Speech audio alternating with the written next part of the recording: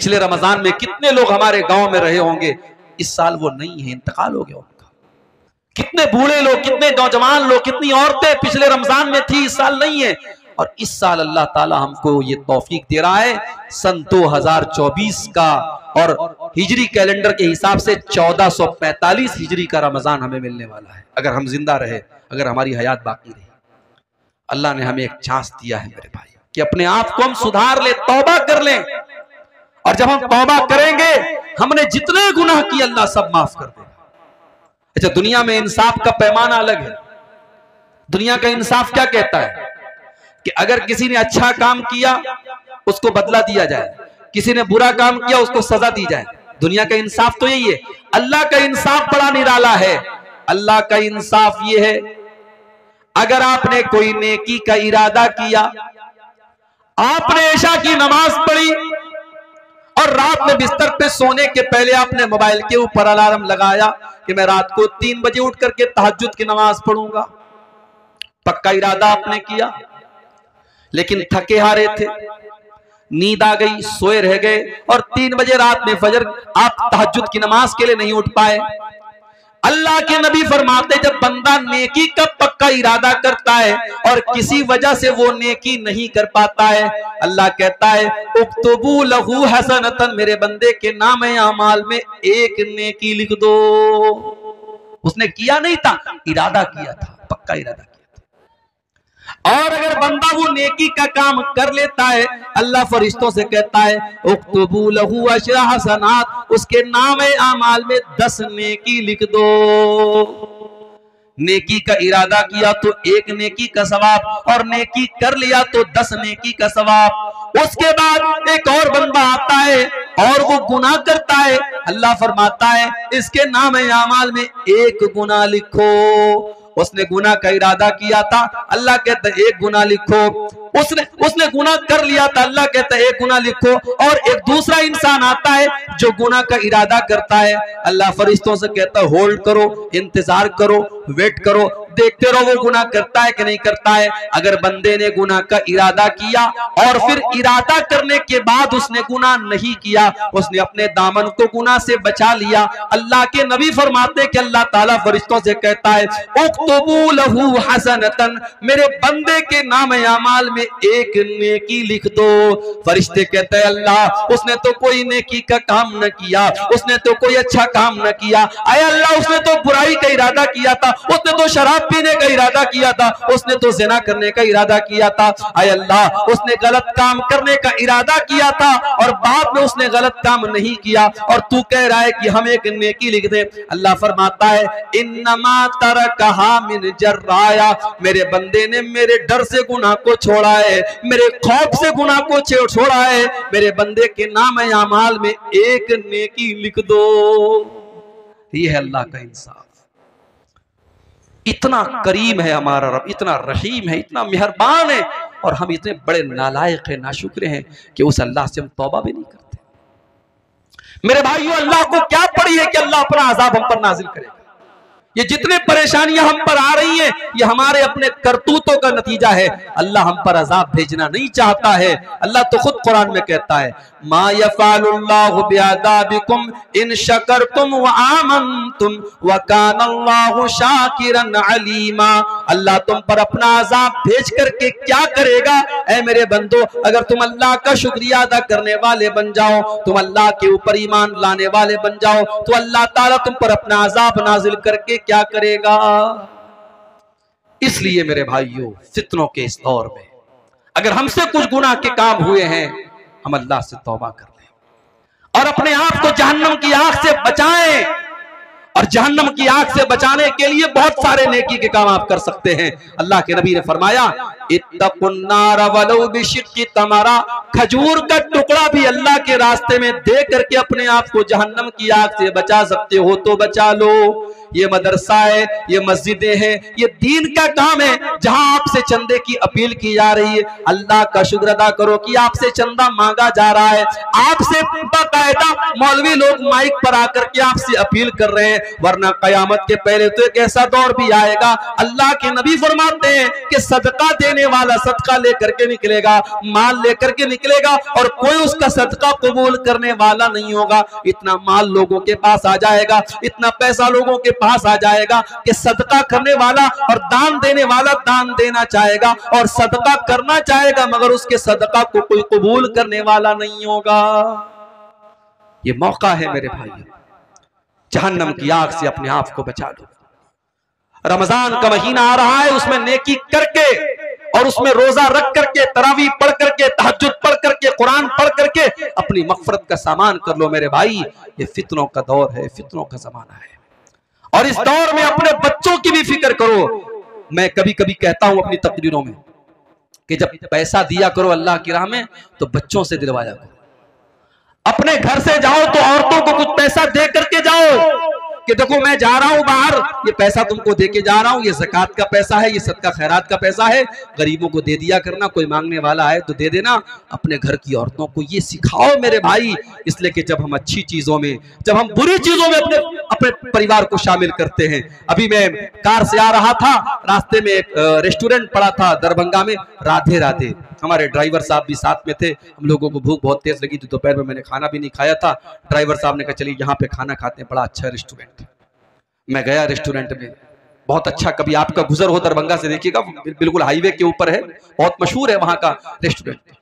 वहाँ गए तो माशाअल्लाह बड़ा साफ सुथरा रेस्टोरेंट और खाना भी एक से एक और उसके बाद मिठाइयाँ भी एक से एक। तो जानते हो पहला ख्याल मेरे दिल में क्या आया? मेरे दिल में ख्याल आया कि यार ये तो फैमिली के लायक जगह है, बच्चों को लेके आने लायक जगह है, बड़ा अच्छा यहाँ सिस्टम है, निज़ाम है। यानी ये एक नेचुरल बात है। हम कोई अच्छी चीज देखते हैं तो हम चाहते हैं कि हमारा परिवार भी इसमें शामिल हो जाए। हम कोई अच्छी चीज खाते हैं, सोचते हैं हमारा परिवार भी खा ले। मेरे भाइयों, जहन्नम की आग से हमें अपने आप को भी बचाना है, अपने परिवार को भी बचाना है। कू अनफुसकुम व अहलीकुम नारा, अल्लाह कुरान में कहता है अपने आप को और अपने परिवार को जहन्नम की आग से बचाने की फिक्र करो, बचाने का इंतजाम करो। अब जरा दिल पे हाथ रख के बताओ कि आपने अपने आप को और अपने परिवार को जहन्नम की आग से बचाने के लिए क्या काम किया है। आप एक महीना छोड़ दो, एक साल छोड़ दो, आप एक हफ्ता और एक दिन का हिसाब हमको बता दो कि आपने पिछले एक दिन में कितने ऐसे काम किए हैं जो आपको जहन्नम की आग से बचाने वाले हैं। इसीलिए मेरे भाइयों, अल्लाह के नबी फरमाते हैं ला तहकिरन्न मिनल मारूफ शैया, किसी नेकी को हकीर मत समझो। छोटी छोटी नेकी के काम, छोटे छोटे जिक्र के कलमात हैं। आपने जुबान से पढ़ा सुभानअल्लाहि व बिहम्दिही सुभानअल्लाहिल अज़ीम, आपको पढ़ने में 5 सेकंड लगा। सुभानअल्लाहि व बिहम्दिही सुभानअल्लाहिल अज़ीम आपको पढ़ने में 2 सेकंड लगा, 3 सेकंड लगा। मगर इस कलमे का सवाब क्या है? बुखारी शरीफ की आखिरी हदीस है, अल्लाह के नबी फरमाते हैं कलिमतानी खफीफतानी अलल लिसानी सकीलतानी फिल मीज़ानी सुब्हानल्लाहि व बिहम्दिही सुब्हानल्लाहिल अज़ीम। अल्लाह के रसूल सल्लल्लाहु अलैहि वसल्लम फरमाते हैं कि 2 कलमे ऐसे हैं जो अल्लाह को बहुत प्यारे हैं और जुबान पर बड़े हल्के हैं और कयामत के दिन अल्लाह के तराजू पर बड़े भारी होंगे। और ये 2 कलमे कौन है? यही सुब्हानअल्लाहि व बिहम्दिही सुब्हानअल्लाहिल अज़ीम। इसी तरीके से आप सुभान अल्लाह, अल्हम्दुलिल्लाह, ला इलाहा इल्लल्लाह, अल्लाहु अकबर, ये कलमात जो हैं इनका सवाब बहुत ज्यादा, इसको आप पढ़ें। अल्लाह ने आपको दौलत दी है, सदका खैरात करें, गरीबों की मदद करें। और जब मदद करें तो इस चक्कर में ना रहे कि माइक पर मेरा नाम बोला जाए।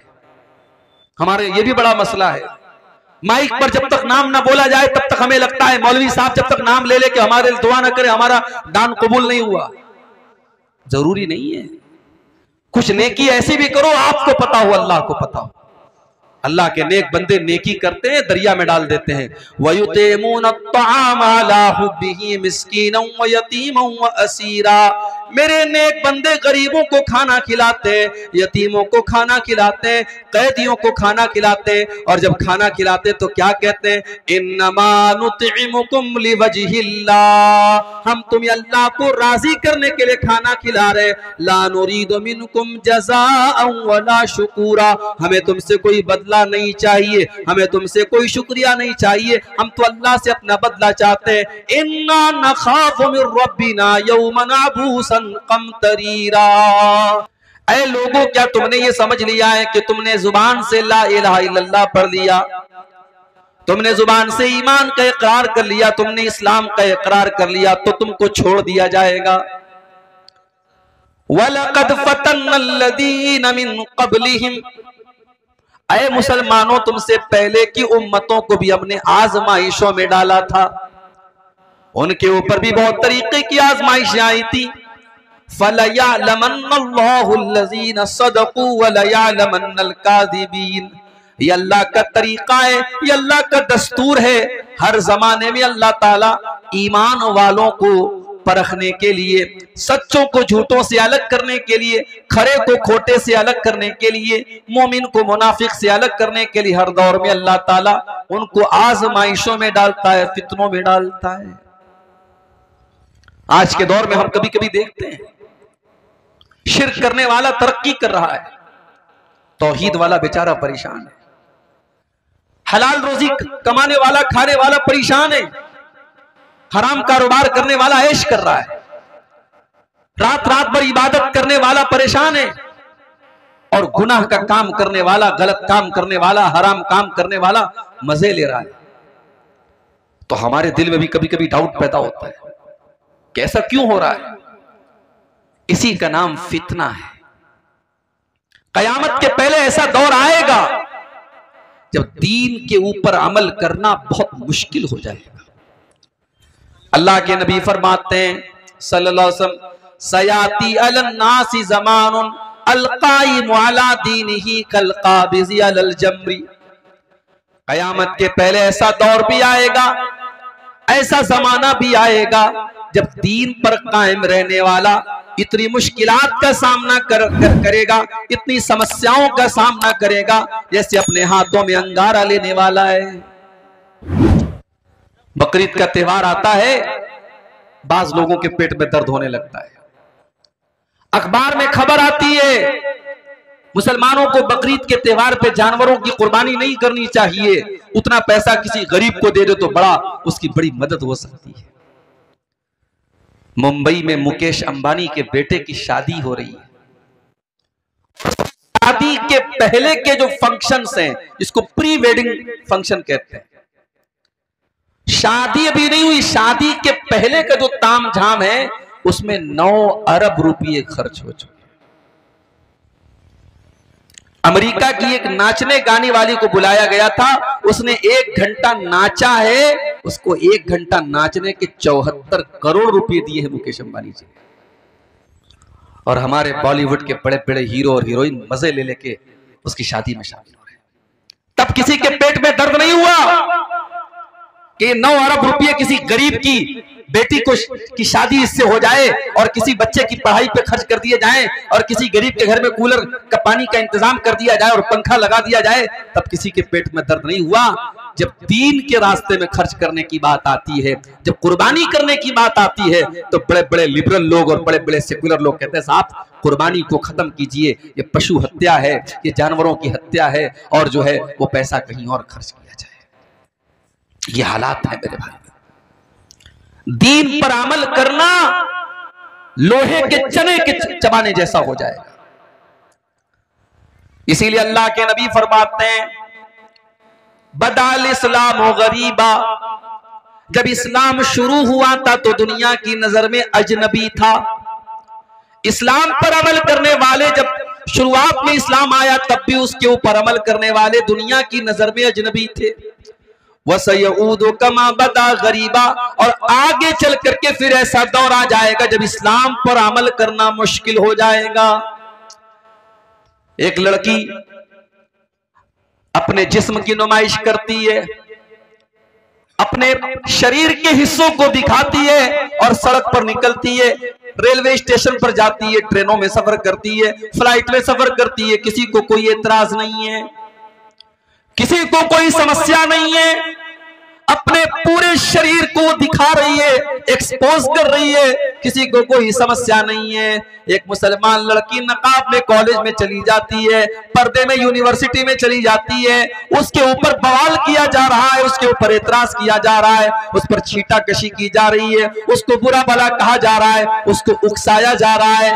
बदाल इस्लाम गरीबा, अल्लाह के नबी फरमा रहे इस्लाम जब शुरू हुआ था तब भी इस्लाम पर अमल करने वालों को बहुत सारे ताने मारे जाते थे, और आगे चल करके इस्लाम पर अमल करने वालों को फिर से ताने मारे जाएंगे। एक नौजवान अपने दामन को गुनाहों से बचा रहा है, किसी से कोई नाजायज ताल्लुक नहीं है, शादी अभी नहीं हुई है, अपने आप को गुनाह से बचा रहा है, तो लोग क्या कहते हैं कि ये तो बहुत बैकवर्ड है, ये तो बहुत पिछड़ा हुआ है, इसको तो जमाने के रंग ढंग भी नहीं पता है। दूसरा नौजवान ज़िनाकारी में पड़ा हुआ है, बदकारी में पड़ा हुआ है, चार लड़कियों से फोन पर बातें कर रहा है, लड़कियों को घुमा रहा है, और दुनिया की नजर में वो बड़ा चालाक है, बड़ा मॉडर्न है, बड़ा होशियार है। मेरे प्यारे साथियों, जो अपने दामन को गुनाहों से बचा रहा है, अल्लाह के नबी फरमाते हैं बदाल इस्लाम गरीबा, इस्लाम पर अमल करने वाले दुनिया की नजर में अजनबी बन जाएंगे। और जब ऐसा दौर आ जाए तो अल्लाह के नबी क्या फरमाते हैं, फतूबा लिल गुरबा, हो लोगो तुम दीन पर अमल करते रहना, तुम्हें ताने सुनने पड़े तो तुम सुन लेना, तुम्हें गालियां सुननी पड़े तो तुम सुन लेना, तुम्हें लोगों की बातें सुननी पड़े तो तुम सुन लेना, तुम दुनिया की नजर में अजनबी बन जाना, मैं तुम्हें जन्नत की खुशखबरी सुना रहा हूं। फतूबा लिल गुरबा, अल्लाह के नबी उनको तूबा, तूबा जन्नत का एक नाम है। अगर आपके घर में बच्ची पैदा हो, बच्ची का नाम तूबा रख सकते हैं। तूबा ये जन्नत का एक नाम है। अल्लाह के नबी ने जन्नत की खुशखबरी सुनाई कि उन लोगों को जन्नत की खुशखबरी सुना दो जो दीन पर अमल करने की वजह से जमाने की नजरों में अजनबी बन जाए। हम उस दौर से गुजर रहे हैं मेरे भाई, और याद रखो ये दौर कोई नया दौर नहीं, नबी के दौर से चला आ रहा है ये दौर। याद करो अपने नबी की सीरत, जब आपने सफा की पहाड़ी पे चढ़ करके कहा था अय्युहन्नास क़ूलू ला इलाहा इल्लल्लाह, ओ लोगों तुम ला इलाहा इल्लल्लाह कह दो तुफ्लिहू, तुम कामयाब हो जाओगे, व तमलिकुल अरब वल अजम, तुम अरब व अजम के मालिक बन जाओगे। आपने दुनिया को तौहीद की दावत दी, तो क्या लोगों ने आपको फूल का माला पहनाया? नहीं नहीं। लोगों ने शाबाशी दी? नहीं नहीं, बल्कि लोगों ने आपकी मुखालफत की, आपको बुरा भला कहा, और सबसे पहला एतराज करने वाला आपका अपना चचा अबू लहब था। जब आपने लोगों को तौहीद की दावत दी तो अबू लहब ने क्या कहा था, तब्बल्लक या मोहम्मद अलिहाजा जमातना, ऐ मोहम्मद तेरे लिए बर्बादी हो, तूने हमें इसलिए यहाँ पर बुलाया था, तू हमें हमारे बाप दादा का मजहब छोड़ने की बात कर रहा है, तू हमें अपने माबूदों को छोड़ने की बात कर रहा है। सबसे पहला रोड़ा बना था अबू लहब। और एक बात बताऊं, अबू लहब का नाम अबू लहब क्यों पड़ा?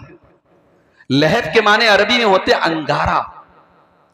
अबू लहब बहुत गोरा चट्टा था, वो फेयर एंड लवली नहीं लगाता था, फेयर एंड हैंडसम नहीं लगाता था, वो नेचुरल गोरा था, बहुत खूबसूरत था।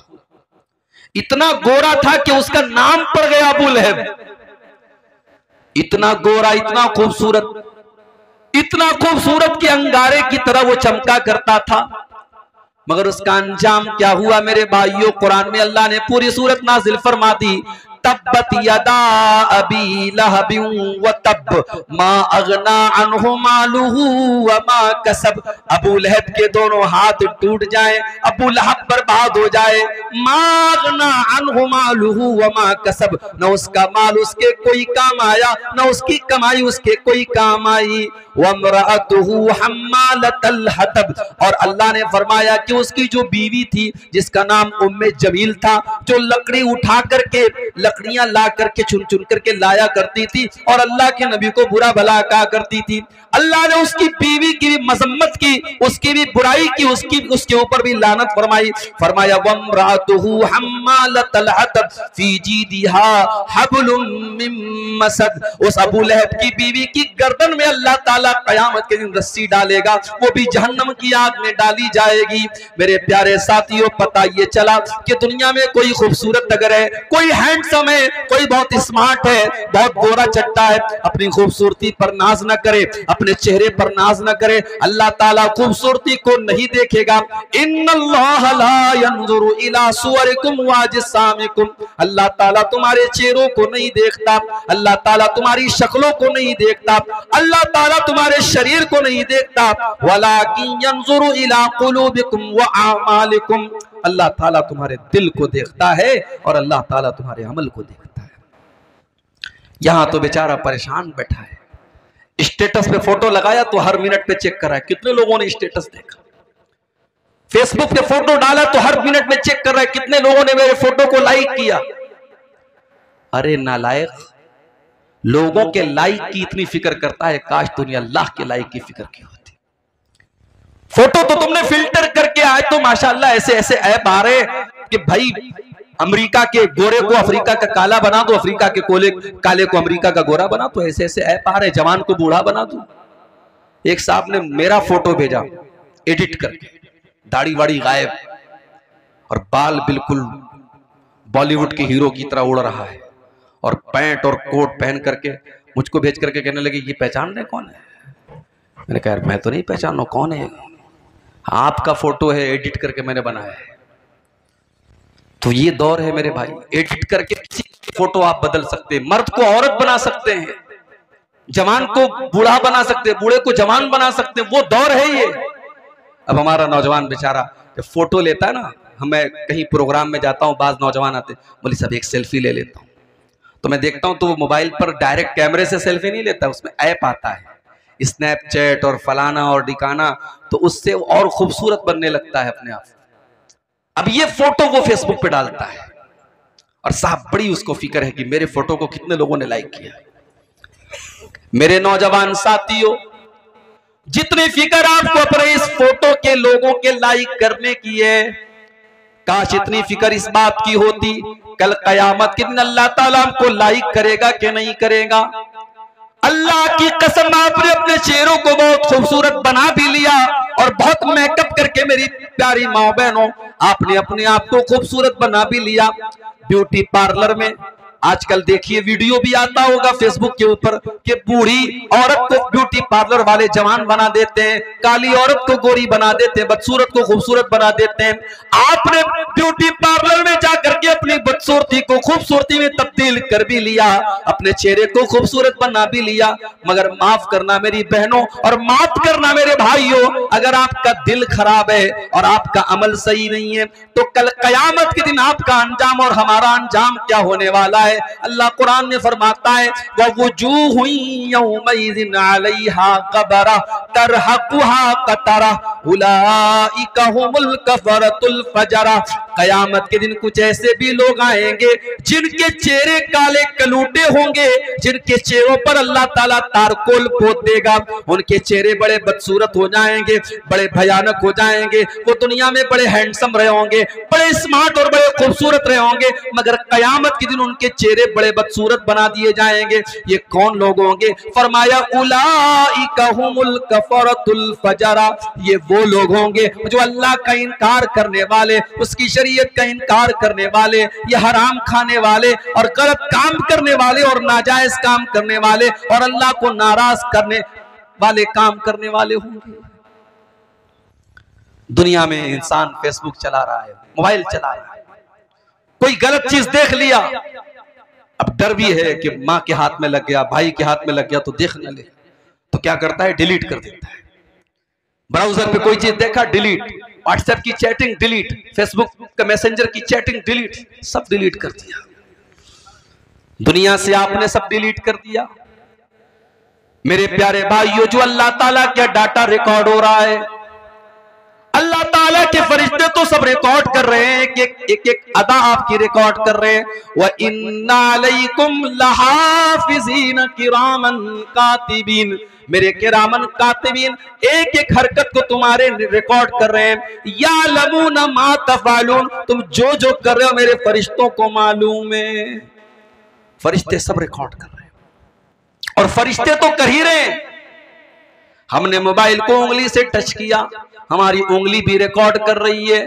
हमने मोबाइल पर आंखों से कुछ देखा, हमारी आंखों के अंदर भी उसकी रिकॉर्डिंग हो रही है। हमने कानों में हेडफोन लगा के, ईयरपोर्ट लगा के कुछ सुना, हमारे कान भी उसको रिकॉर्ड कर रहे हैं। और कयामत के दिन आंख भी गवाही देगी और कान भी गवाही देंगे और हमारी उंगली भी गवाही देगी। अल्लाह ने फरमाया हत्ता इज़ा मा जाऊहा शहीदा अलैहिम समउहुम व अबसारुहुम व जुलूदुहुम बिमा कानू यअमलून। कयामत के दिन जब तुम आओगे, तुम्हारी आंखें भी तुम्हारे खिलाफ गवाही देंगी, तुम्हारे कान भी तुम्हारे खिलाफ गवाही देंगे, तुम्हारे बदन की चमड़ी भी तुम्हारे खिलाफ गवाही देगी। वक़ालू लिजुलूदिहिम लिमा शहिदतुम अलैना क़ालू अंतक़नल्लाहु अल्लज़ी अंतक़ कुल्ल शै। इंसान कहेगा अपनी चमड़ी से, तू कैसे बोल रही है, तू कैसे बात कर रही है। इंसान की चमड़ी कहेगी आज अल्लाह ने हमको बोलने की ताकत दी है, बोलने की शक्ति दी है, और आज हम तेरे करतूतों का पर्दाफाश करेंगे, तेरे पोल खोलेंगे, तेरा सब कुछ बयान करेंगे। इसकी फिक्र करो मेरे भाई। ये उंगली से जो टच करते हो उंगली गवाही देगी, ये कानों से जो सुनते हो कान गवाही देंगे, आंखों से जो देखते हो आंख गवाही देगी। और अल्लाह हिसाब नहीं लेगा, अल्लाह हिसाब तो बाद में लेगा। दुनिया में क्या होता है, रिजल्ट मिलता है स्कूल में बच्चों को, उस पर लिखा रहता है पास है कि फेल है, पास है तो कौन सी डिवीजन से पास है, कितने परसेंटेज मिले। दुनिया में ये तो नहीं होता ना कि बच्चे को ला करके एग्जाम की कॉपी दे दी जाती है, लो भाई देखो तुमने जो लिखा वो नंबर मिला, ऐसा नहीं होता। एग्जाम की कॉपी कब मिलती है, जब बच्चे के गार्जियन कहते हैं कि सर हमारे बच्चे ने तो बहुत अच्छा इंग्लिश का पेपर दिया था, आपने 100 में उसको 70 मार्क्स दिए हैं, 70 नंबर दिए, हमारा बच्चा तो कह रहा है उसके सारे जवाब सही थे। तो टीचर क्या करता है, कॉपी निकालता है और कॉपी निकाल के बच्चे के पेरेंट्स को दिखा देता है, उसके माँ बाप को, देखिए ये है आपके बच्चे की कॉपी, आपके बच्चे ने जितना लिखा था उसका उतना नंबर उसको मिल गया। कयामत के दिन अल्लाह तबारक व तआला हमारी मार्कशीट नहीं देगा, हमारी आंसर बुक देगा। वकुल्ल इंसानिन अल्ज़मनाहु ताइरहु फी उनुक़ी, हर इंसान का नाम आमाल उसकी गर्दन में हम लटका देंगे। वकुल्ल इंसानिन अल्ज़मनाहु ताइरहु फी उनुक़ी व नुख़रिजु लहू यौमल क़ियामति किताबन यल्क़ाहु मंशूरा। उसकी पूरी जिंदगी का कच्चा चिट्ठा एक खुली हुई किताब की शक्ल में उसकी गर्दन में लटका दिया जाएगा और अल्लाह फरमाएगा इक़रा किताबक कफ़ा बिनफ़्सिकल यौमा अलैका हसीबा। मेरे बंदे ये तू अपनी किताब को खुद पढ़ ले, अपनी आंसर बुक को खुद देख ले, तू क्या करके आया है, तूने क्या क्या गुनाह के काम किए, क्या तूने अच्छे काम किए, सब रिकॉर्ड कर लिया गया है। ये तेरी किताब है, तू खुद हिसाब करके बता दे तुझे कितने नंबर मिलने चाहिए, तुझे पास होना चाहिए या फेल होना चाहिए, तुझे कामयाब होना चाहिए या नाकाम होना चाहिए, तुझे जन्नती होना चाहिए या जहन्नमी होना चाहिए। ये है अल्लाह ताला का सिस्टम मेरे भाई। हम दुनिया की खूबसूरती पर इतरा रहे हैं, नहीं मेरे भाइयों, कयामत के दिन अल्लाह हमारी खूबसूरती नहीं देखेगा, अल्लाह हमारा अमल देखेगा, हमारा तकवा देखेगा। हजरत बिलाल कौन से खूबसूरत है, हजरत बिलाल कोई दुनिया के स्टैंडर्ड के हिसाब से कोई गोरे चट्टे भी नहीं, कोई खूबसूरत भी नहीं है, वो तो हबशा के रहने वाले हैं, उनका रंग तो काला है, वो तो काले हैं, मगर उनका मकाम क्या है मेरे प्यारे भाइयों। इतनी मीठी आवाज हजरत बिलाल की है कि जब अल्लाह के नबी खाने काबा को फतह करते तो कहते हैं बिलाल इस खाने काबा की छत पे चढ़ के तू अजान दे। और दुनिया ने देखा कि जिस खाने काबा के अंदर 360 बुतों को रखा गया था, उसकी छत पे खड़े होकर के बिलाल हबशी अजान देते हैं और लोगों को नमाज की दावत देते हैं। बिलाल का ये मकाम है, कि अल्लाह के नबी जब मेराज के सफर पे जाते हैं, आप कहते हैं कि मैंने अपने आगे जन्नत में किसी के चलने की आवाज सुनी, मैंने किसी के पैरों की आहट की आवाज सुनी। मुझे बताया गया कि ये हजरत बिलाल के कदमों की आहट है। जब आप दुनिया में तशरीफ लाए, आपने पूछा कि बिलाल तू कौन सा ऐसा अमल करता है कि मैंने जन्नत में तेरे कदमों की आहट की आवाज सुनी थी। हजरत बिलाल ने कहा, अल्लाह के नबी मुझे ऐसा कोई अमल तो याद नहीं है, हाँ एक बात मेरे अंदर है, मैं कभी बेवजू नहीं रहता हूँ। पेशाब किया, लेटरिन की हाजत हुई, हवा खारिज हो गई, जब भी मेरा वजू टूट जाता है मैं वजू कर लेता हूँ, और जब भी मैं वजू करता हूँ मैं 2 रकात नमाज पढ़ता हूँ। अय अल्लाह के नबी हो सकता है कि यही अमल हो। आपने फरमाया कि हाँ ए बिलाल, यही वो अमल है जिसने तुझे इस मकाम तक पहुंचाया। यही बिलाल थे जब इन्होंने इस्लाम को कबूल किया, इनके मालिक ने उमैया इब्ने खल्फ ने इनको अरब के तपते हुए सहरा में, अरब के तपते हुए बालू पर लिटा दिया और इनके सीने पर गर्म पत्थर रख दिया और इनके ऊपर प्रेशर डाल करके कहने लगा कि ए बिलाल, अगर तू इस्लाम को छोड़ दे तो मोहम्मद का दीन छोड़ दे। ए बिलाल, हम तुझे तकलीफ देना छोड़ देंगे। मेरे नौजवान साथियों, बिलाल कोई बहुत पढ़ा लिखा इंसान नहीं है, बिलाल कोई खूबसूरत इंसान नहीं है, बिलाल कोई हैंडसम इंसान नहीं है, मगर बिलाल के सीने में जो दिल है, उस दिल में अल्लाह की मोहब्बत भरी है, रसूल की मोहब्बत भरी है। उस अरब के तपते हुए सहरा में लेटा हुआ बिलाल, सीने पर गर्म पत्थर रखा हुआ बिलाल, सीने की चर्बी बिलाल की पिघल रही है और बिलाल के पीठ को अरब की तपती हुई रेत उनकी पीठ को पिघला रही है, मगर फिर भी बिलाल की जुबान से क्या निकलता है? अहद अहद अहद, मेरा अल्लाह एक है, मेरा माबूद एक है, मेरा रब एक है। बिलाल अपनी तौहीद को छोड़ने को तैयार नहीं है। और हमारी नौजवान नस्ल का क्या हाल है? बरेली शहर, उत्तर प्रदेश के बरेली शहर में 8 साल तक मदरसे में पढ़ने वाली लड़की फेसबुक पर किसी ने आई लव यू बोल दिया, मोहब्बत का इकरार कर दिया, उसके जाल में फंसती है और इस्लाम को छोड़ करके उसके मजहब में दाखिल होती है, उसके साथ जाके शादी कर लेती है। ये हमारी कौम की हालत है। शर्म से चुल्लू पर पानी में डूब मरना चाहिए हमें। हमको तो लगता है कि साहब ये तो अखबार में एक खबर आई है, ये सिर्फ एक खबर नहीं है, ये पूरी कौम के लिए सोचने का मकाम है मेरे भाई। और इसीलिए मैं कहता हूं कि इन मदरसों को आप हकीर मत समझो। जब तक ये मदरसे बाकी हैं, आपके बच्चों और बच्चियों को अल्लाह और उसके रसूल के बारे में बताया जा रहा है। आपके कॉन्वेंट स्कूलों में नहीं बताया जा रहा है, आपके इंग्लिश स्कूलों में नहीं बताया जा रहा है उसको इस्लाम के बारे में, तौहीद के बारे में। अभी राजस्थान से खबर आई कि साहब बुर्का पहनने वाली और नकाब पहनने वाली लड़कियां स्कूल में क्या कर रही हैं? सूर्य नमस्कार कर रही हैं। और मीडिया भी ऐसी खबरों को मिर्च मसाला लगा के खूब बताता है, साहब देखिए मुसलमान लड़कियां सूर्य नमस्कार कर रही हैं। क्या इस्लाम के अकीदे के हिसाब से ये ठीक है? हम सूर्य को भगवान नहीं मानते, हम सूर्य को रब नहीं मानते। हमारा अकीदा क्या है? वश्शम्सु तजरी लिमुस्तक़र्रिन लहा ज़ालिका तक़दीरुल अज़ीज़िल अलीम। सूरज अल्लाह ताला के इशारे पर चलता है, अल्लाह के कानून के मुताबिक चलता है। वल क़मर क़द्दरनाहु मनाज़िल हत्ता आद कल उर्जूनिल क़दीम। और चांद भी अल्लाह ताला के सिस्टम से चलता है। पहली तारीख का चांद पतला होता है, फिर धीरे धीरे मोटा होता है, फिर 14वीं का चांद कंप्लीट हो जाता है, फिर धीरे धीरे छोटा होता है और फिर लकड़ी की तरह और खजूर के तने की तरह फिर पतला हो जाता है। ये चांद का सिस्टम, ये सूरज का सिस्टम ये बता रहा है कि चांद अपनी मर्जी से नहीं निकल रहा है, सूरज अपनी मर्जी से नहीं निकल रहा है। इनको निकालने वाला कोई है, इनको चलाने वाला कोई है। सूरज अपनी मर्जी का मालिक नहीं है, चांद अपनी मर्जी का मालिक नहीं है। मेरे प्यारे भाइयों, हमारा अकीदा तो ये है कि सूरज हमेशा पूरब से निकल रहा है और पश्चिम में डूब रहा है। ये अल्लाह का कानून है, ये अल्लाह का हुक्म है, इसलिए सूरज ऐसा कर रहा है। और जिस दिन कयामत कायम होने वाली होगी, अल्लाह सूरज को हुक्म देगा कि हमेशा तो तू पूरब से निकला करता था, लेकिन आज तुझे उल्टा करना है और कयामत के दिन सूरज पश्चिम से निकल जाएगा। मेरे प्यारे भाइयों, आज आपके स्कूलों में आपके बच्चों बच्चों से सूरज के आगे सजदा करवाया जा रहा है और सूरज के आगे हाथ जुड़वाया जा रहा है। मेरे प्यारे साथियों, अपनी नौजवान नस्ल की अकीदे की हिफाजत करो, उनकी तौहीद की हिफाजत करो, उनको ईमान सिखाओ। अगर नहीं सिखाओगे तो अंजाम यही होगा कि 8 साल मदरसे में पढ़ने वाली बच्ची मुर्तद हो जाएगी। हमारी कौम का हाल आप देखो मेरे भाई, राजनीति का तो और बुरा हाल है, पॉलिटिक्स का तो और बुरा हाल है। जो पॉलिटिक्स में चला गया उसका कोई मजहब नहीं है मेरे भाई, वो कहीं भी सर झुका सकता है, किसी के भी आगे पैर हाथ फैला सकता है वो।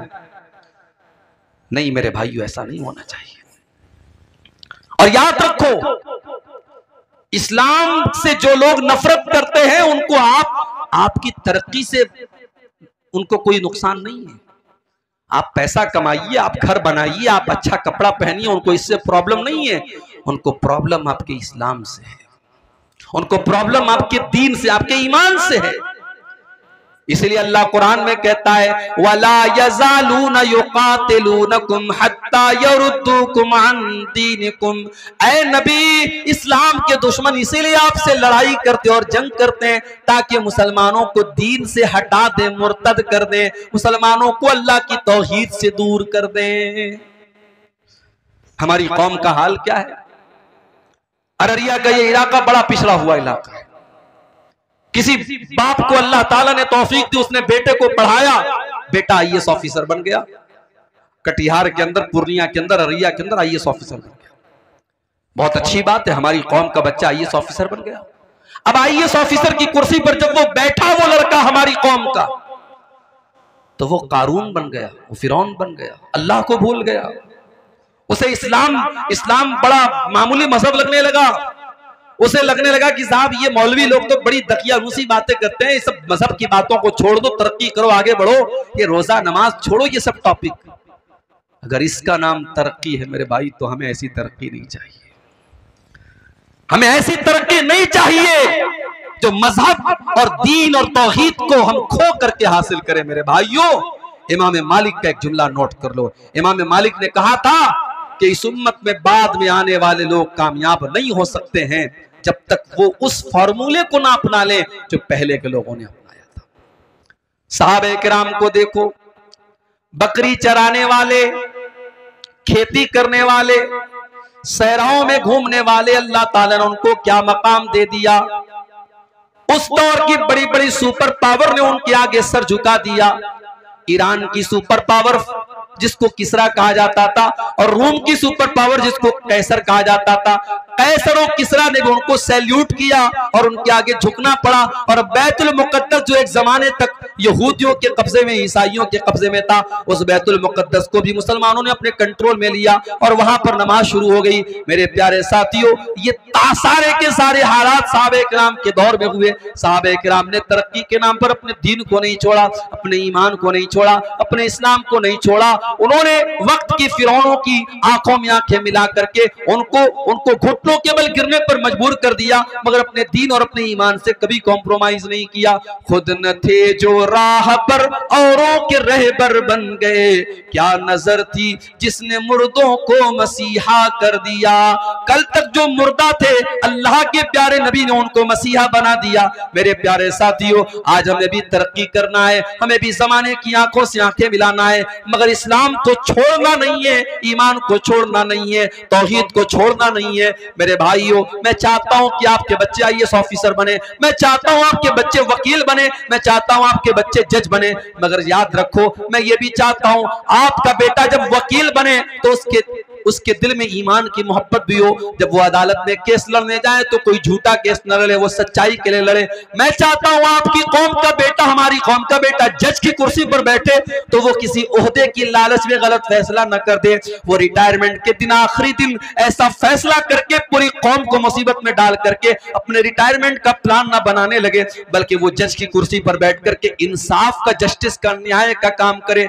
मैं ये चाहता हूं मेरी कौम के बच्चे डॉक्टर बने, लेकिन लेकिन डॉक्टर बनने का मकसद सिर्फ गरीबों का खून चूसना ना हो, उनकी जेब से पैसे निकालना ना हो, बल्कि उस डॉक्टर का काम कौम की खिदमत करना हो। वो कोई गरीब मरीज आए तो उसका इलाज फ्री में भी कर दे, वो अगर किसी को परेशान हाल देखे तो उसकी मदद के तौर पर उसका फ्री में इलाज कर दे, उसके दिल में गरीबों का दर्द हो। ऐसा ना हो कि मरने वाला तो मर गया और उसकी बॉडी को आईसीयू में रखे हुए और उसके घर वालों से पैसा वसूला जा रहा है, एक एक घंटे का पैसा लिया जा रहा है। मरने वाला बेचारा मर चुका है और फिर भी उसके घर वालों से पैसा लिया जा रहा है।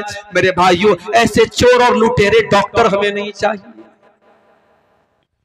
हम ये चाहते हैं मेरे भाई, हमारी कौम तरक्की करे, हमारा पिछड़ापन दूर हो, मगर सबके बाद हम अल्लाह, अकबर इलाहाबादी का एक शेर है ना, तुम शौक से कॉलेज में पढ़ो, चरक पे झूलो, जायज है गुब्बारों में उड़ो, चरक पे झूलो, बस एक सुखन बंदे आजिज कर रहे याद, अल्लाह को और अपनी हकीकत को न भूलो। हम यही चाहते हैं, हम अल्लाह को भूलने वाले न बन जाएं मेरे भाई। इसलिए कि जो अल्लाह को भूल जाएगा वो न दुनिया में चैन पाएगा ना आखिरत में चैन पाएगा। वमन आरज़ा अन ज़िक्री फ़इन्न लहू मईशतन ज़न्का, अल्लाह फरमाता है जो मुझे भूल जाएगा, जो मेरे जिक्र से मुंह मोड़ेगा, जो मेरी शरीयत से मुंह मोड़ेगा, हम उसकी जिंदगी को बेचैनी वाली जिंदगी बना देंगे। व नहशुरुहु यौमल क़ियामति आमा, और क़यामत के दिन हम उसे अंधा बना करके उठाएंगे। क़ाल रब्बि लिमा हशरतनी आमा, और क़यामत के जब अंधा बना करके उठाएंगे तो कहेगा अल्लाह मुझे अंधा क्यों बना दिया। अल्लाह फरमाएगा कज़ालिका अततका आयातुना फनसीतहा व कज़ालिकल यौम तुनसा। ऐ मेरे बंदे, जब कुरान पढ़ा जाता था, जब मेरे नबी की हदीसें पढ़ी जाती थी, तू भी तो अंधा और बहरा बन जाता था। न तू कुरान को सुनता था, न हदीसों को सुनता था, मेरी बातों को तू सुन करके अनसुना कर दिया करता था। आज हम तुझे भूल जाएंगे। मेरे प्यारे साथियों, फितनों का ये दौर है, और फितनों की जब बात आई है तो एक बहुत बड़ा फितना इस दौर का जो हमें महसूस हो रहा है, वो फितना है माल का फितना। पैसा कमाने के पीछे हमारा नौजवान अंधा बना हुआ है। मेरे पास अभी व्हाट्सएप पर मैसेज आया, मौली साहब एक कंपनी आई है, 10,000 रुपया लगा दो, हर महीने 2,000 रुपये मिलेंगे, 5 महीने में रकम खाली हो जाएगी, उसके बाद जो पैसा मिलेगा सब बेनिफिट होगा। मैंने कहा वो कंपनी कारोबार क्या करती है? कहा मौली साहब ये तो नहीं पता। कहते क्रिप्टो कोई कंपनी है, क्रिप्टो की कंपनी है, वो पैसा ले रही है। मैंने कहा कारोबार क्या करती है नहीं मालूम। पूरे गांव के लोग पड़े हुए हैं, मौलवी साहब, मस्जिद के इमाम साहब भी वो काम कर रहे हैं। माफ करना मेरे भाई, कोई काम अगर इमाम साहब शुरू कर दे तो वो जायज नहीं हो जाएगा।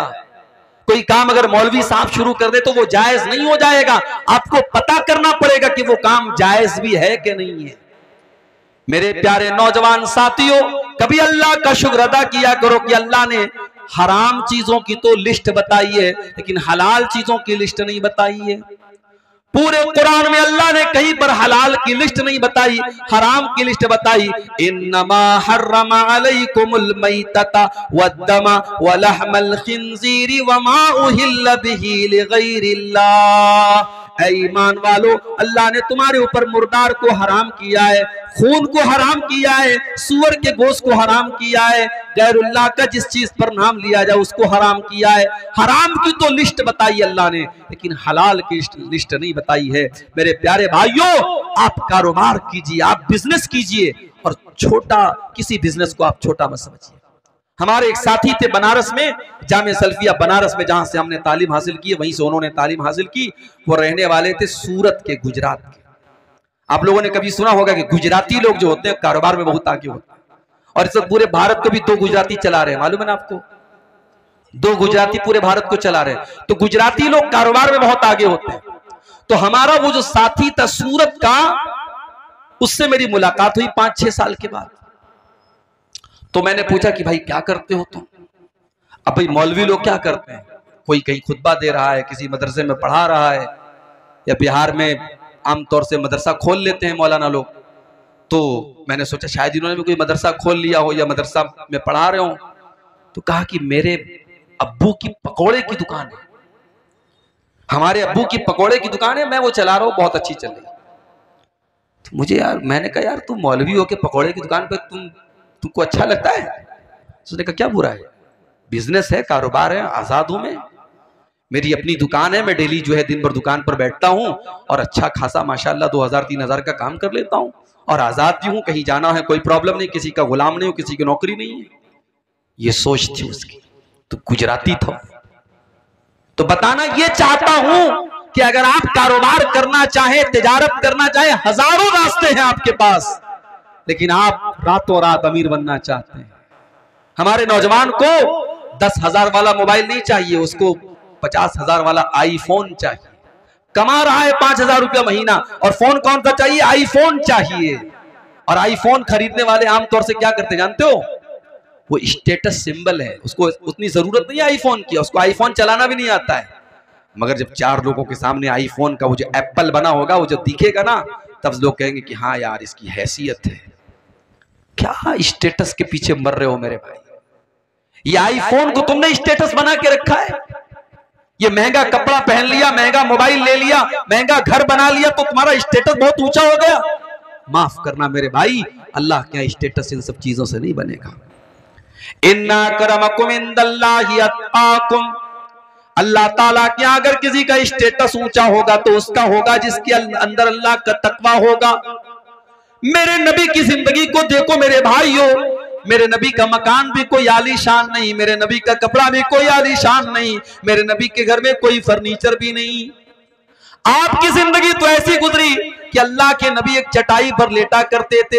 एक दिन आप चटाई पर से उठते हैं और आपकी पीठ पर चटाई के निशान पड़े हैं। साहबे किराम ने देखा, अय अल्लाह के नबी, लवित तखज़ना लकवितान या रसूल अल्लाह, अय अल्लाह के नबी आप हमें इजाजत दे दें, हम आपके लिए गद्दे का इंतजाम कर दें, हम आपके लिए आरामदेह बिस्तर का इंतजाम कर दें।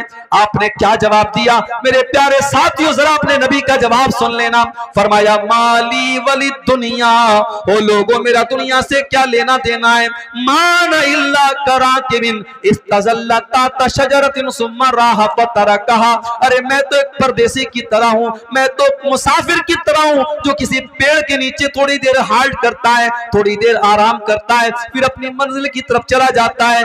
मैं दुनिया में रहने के लिए नहीं आया हूं, मेरी मंजिल तो आखिरत है, मैं आखिरत की तैयारी करने के लिए आया हूं। आज हम दुनिया के पीछे मरे जा रहे हैं। सुबह नींद खुलती है तब से लेकर रात में सोने तक एक मर्तबा भी हमारे ज़हन में आखिरत की फिक्र पैदा नहीं होती, जन्नत की फिक्र नहीं पैदा होती, जहन्नम से बचने की चिंता नहीं होती। हाय दुनिया, हाय दुनिया, हाय दुनिया। मेरे प्यारे साथियों, ये माल और औलाद भी अगर आपको अल्लाह से दूर कर दे तो ये बहुत बड़ा फितना है। अल्लाह कुरान में कहता है इन्नमा अमवालुकुम व औलादुकुम फितना, तुम्हारा माल भी तुम्हारे लिए फितना है, तुम्हारी औलाद भी तुम्हारे लिए फितना है। अगर माल के चक्कर में तुम हराम रास्ता अपना रहे हो और औलाद के चक्कर में तुम गलत रास्ता अपना रहे हो तो माल भी फितना है और औलाद भी फितना है। मेरे भाइयों, अल्लाह के प्यारे नबी मिंबर पे खुतबा दे रहे हैं, जुमा का खुतबा आप दे रहे हैं।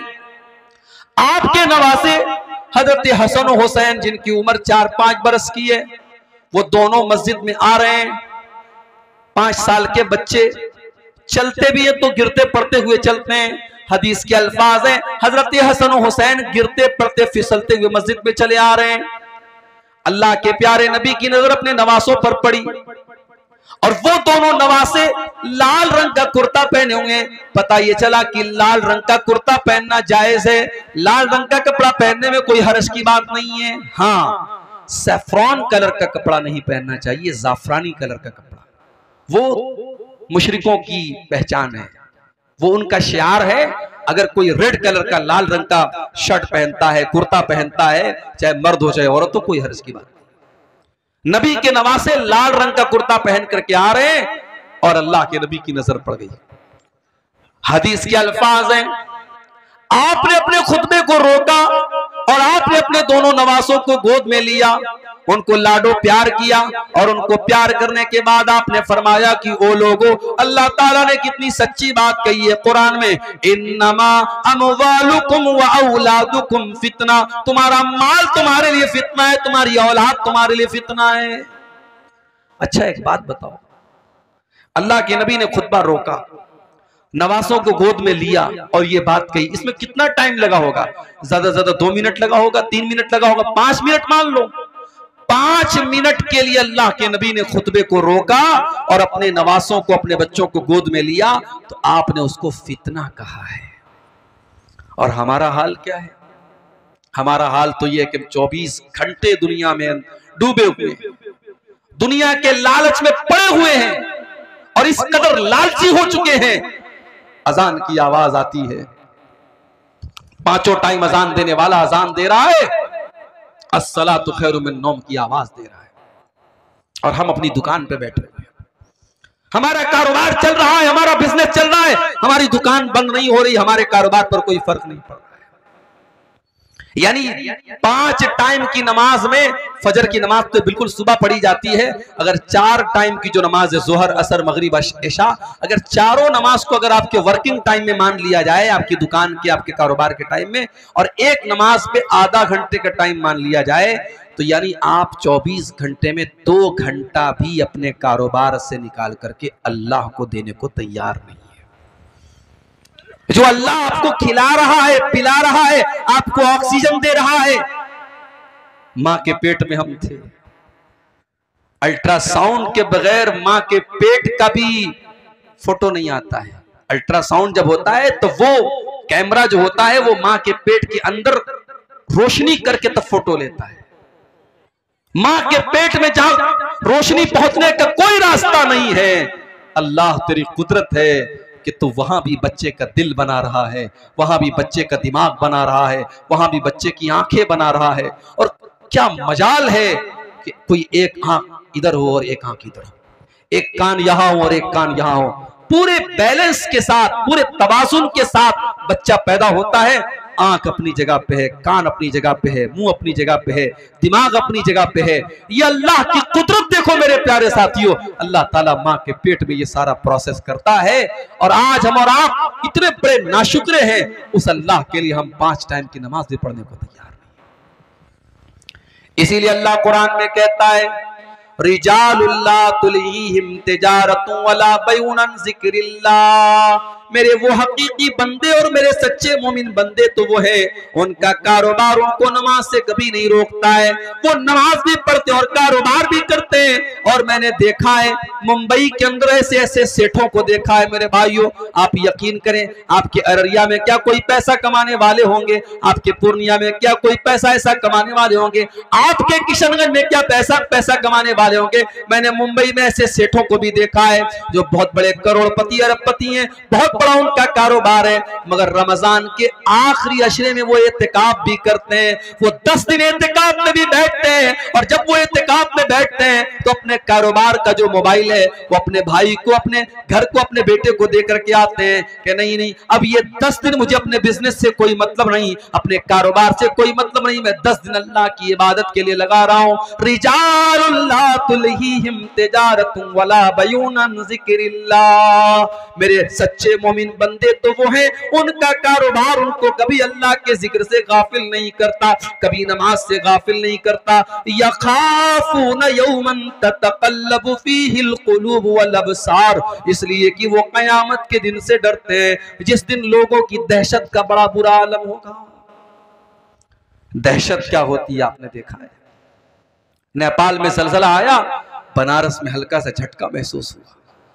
मैं तो उस वक्त ट्रेन में सफर कर रहा था, सुबह मेरी बीवी का फोन आया, कहने लगी रात में जलजला, आपने देखा जलजला आया था? मैंने कहा मैं तो ट्रेन में बैठा था, ट्रेन में तो हमेशा जलजला आता रहता है, ट्रेन हिलती रहती है। कहा कि नहीं, रात में बहुत सब चीजें हिल रही थी, जलजला आया था। 2 दिन तक बनारस में लोगों के पेट मुंह से खाना उतर नहीं रहा था, लोग दहशत के आलम में थे। जलजला कहाँ आया था? नेपाल में आया था। उसका झटका दिल्ली और उत्तर भारत में कहीं कहीं महसूस हुआ था, और ये छोटा सा जलजला था जो नेपाल में आया था। इज़ा ज़ुलज़िलतिल अर्ज़ु ज़िलज़ालहा, जब वो जलजला आएगा जो सिर्फ उत्तर भारत में नहीं, सिर्फ दक्षिण भारत में नहीं, मध्य प्रदेश में नहीं, महाराष्ट्र में नहीं, गुजरात में नहीं, इज़ा ज़ुलज़िलतिल अर्ज़ु ज़िलज़ालहा, जब पूरी धरती को अल्लाह ताला हिला देगा। वो अखरजतिल अर्ज़ु अस्क़ालहा, और जमीन अपने सारे बोझ निकाल देगी। अच्छा, ये बोझ निकाल देगी, इसका क्या मतलब है? इसका मतलब यह है कि जमीन के अंदर जो हीरे जवाहरात, सोने चांदी और कीमती मेटल्स है, सब बाहर निकल जाएगा। जमीन अपने सारे खजाने निकाल देगी। और एक मतलब यह भी है कि जमीन के अंदर जितने मुर्दे हैं कयामत दिन सब जिंदा हो जाएंगे। वक़ालल इंसानु मा लहा, और इंसान कहेगा इस जमीन को क्या हो गया है। यौमइज़िन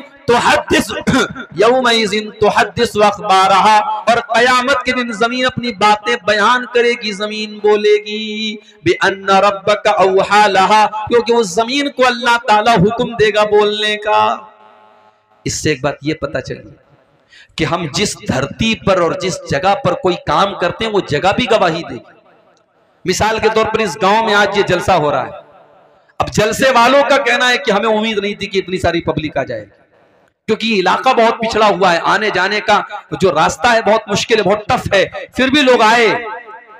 और इस वक्त जो है रात के तकरीबन 1:15 बज रहे हैं, लोग जमे हुए हैं, माए बहनें हमारी बैठी हैं। ये इलाका, ये पिंडाल, ये पूरी धरती बोलेगी कयामत के दिन कि हाँ यहाँ रात को 1:15 बजे तक, 1:30 बजे तक, 2 बजे तक तेरे दिन की बातें हुई थी, कुरान हदीस की बातें हुई थी।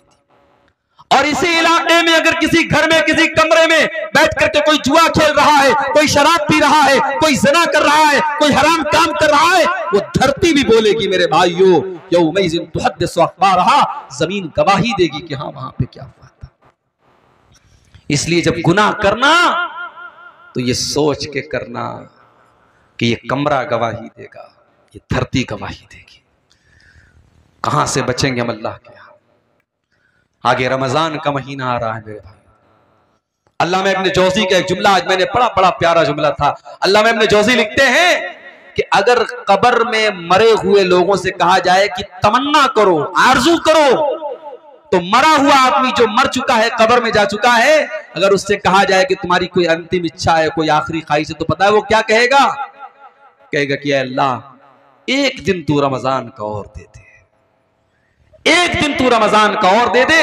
रमजान इतना कीमती महीना है मेरे भाइयों। मेरी तकरीर लास्ट में होने वाली थी और अभी शायद बंगला जुबान के कोई मुकर्रिर बाकी हैं जो आपके सामने चंदे के लिए तकरीर करेंगे, लेकिन चूंकि पब्लिक दूर दूर से आई है और जलसे वालों ने ये सोचा कि अगर बाद में मेरा नंबर आएगा तो हो सकता है बहुत सारे लोग चले जाएं, इसलिए मुझे पहले आते ही फौरन जो है 10 मिनट के बाद मुझे बुला लिया गया। मैं एक आपसे गुजारिश करता हूँ कि आप इस मदरसे के लिए जो वाकई में, यानी इसमें तो कोई शक नहीं करेगा कि ये इलाका काफी पिछड़ा हुआ है और इस इलाके में मदरसे की जरूरत थी। और अल्लाह जज़ाए खैर दे हमारे भाई शेख नौशाद साहब को और उनके तमाम जो रफ़क़ा हैं जिनकी मेहनतों से ये जामिया इस्लामिया अम्मारिया चल रहा है। आप दुआ भी करें और जाते वक्त आपसे जो भी बन सके आप ताउन करके जाएं, इस इदारे को दान दे करके जाएं। अगर वाकई में आपको दीन से मोहब्बत है, अल्लाह से मोहब्बत है, रसूल से मोहब्बत है और आप चाहते हैं कि इस इलाके के बच्चे भी कुरान और हदीस को सीखें और यहाँ की नौजवान नस्ल भी ऐसी तैयार हो जिसके दिल में अल्लाह और उसके रसूल की मोहब्बत हो, तो ये काम करके आप जाएं। मैं दुआ करता हूँ अल्लाह ताला से रब्बुल आलमीन हम सबको इस दौर में, फितनों के इस दौर में जो भी नेकी के काम हैं अल्लाह ताला उसमें हम सबको हिस्सा लेने की तौफीक अता फरमाए। रब्बुल आलमीन हमारे जिन भाइयों ने इस मदरसे में अब तक चंदे और दान दिए हैं, अल्लाह उनके दान को, उनके चंदे को कबूल फरमाए। और जो अभी तक पीछे रह गए हैं और अभी तक उन्होंने इस कार्य खैर में, इस नेकी के काम में हिस्सा नहीं लिया है, अल्लाह उनको तौफीक दे कि वो आगे बढ़ें और आकर के मदरसे में ताउन करके जाएं। आमीन। अल्लाह ताला से हम ये भी दुआ करते हैं अल्लाह इस इलाके की पिछड़ेपन को दूर करे, इस इलाके को भी और इलाकों की तरह तरक्की अता फरमाए, यहाँ के लोगों की जिंदगियों में बरकतें अल्लाह ताला पैदा करे, यहाँ का रास्ता आसान हो जाए, यहाँ की जिंदगी आसान हो जाए। अल्लाह ताला यहाँ के लोगों को अपने हिफ्ज़ व अमान में रखे। रब्बुल आलमीन हम सबको अपने हिफ्ज़ व अमान में रखे। आमीन। व आखिरु दावाना अनिल हम्दुलिल्लाहि रब्बिल आलमीन। जज़ाकल्लाह।